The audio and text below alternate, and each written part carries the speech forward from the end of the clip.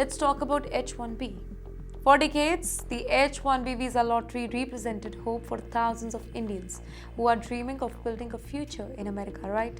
Students spent massive amount of money on the US education, believing that once they secured an H-1B visa, their life would finally become stable. But tonight, that dream is changing rapidly. Ladies and gentlemen, the United States Citizenship and Immigration Service has now revealed something very, very important about fiscal year 2027 H-1B season.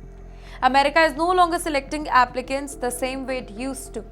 The system itself is changing, and the biggest winner now appears to be the people with higher salaries and advanced US degree.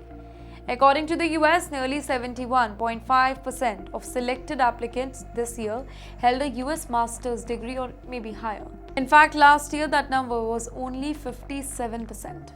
Think about that jump. It sends a very clear message about where America is heading.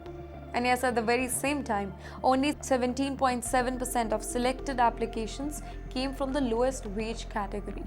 In simple words, lower paid applicants are finding it much harder to get selected now. And perhaps the most shocking number is this: total H-1B registration collapsed by nearly 38.5%.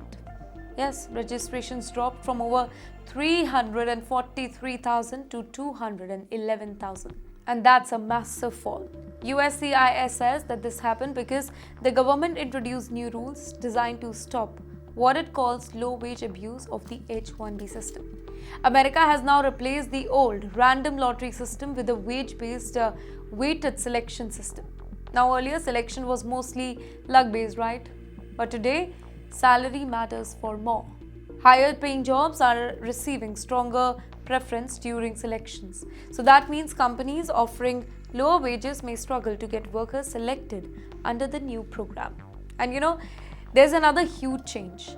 The government also increased the H-1B registration fee from just $10 to $215 per applicant. And that single move dramatically reduced bulk registration and forced companies to become more selective before the filing applications. The US says that the goal is simple: prioritize higher skilled workers while protecting American jobs and wages. But tonight, many Indian students and tech workers, they are quietly asking difficult questions. What happens to average applicants now? What happens to small companies? What happens to students spending huge amount on the American degrees hoping for H-1B opportunity later on? Because the message from Washington, that is becoming clear. America still wants foreign talent. They do, but increasingly only the highest paid, highest skilled, and most competitive talent. And for the Indians dreaming about the US, the H-1B game, it may now be tougher than ever before. Well,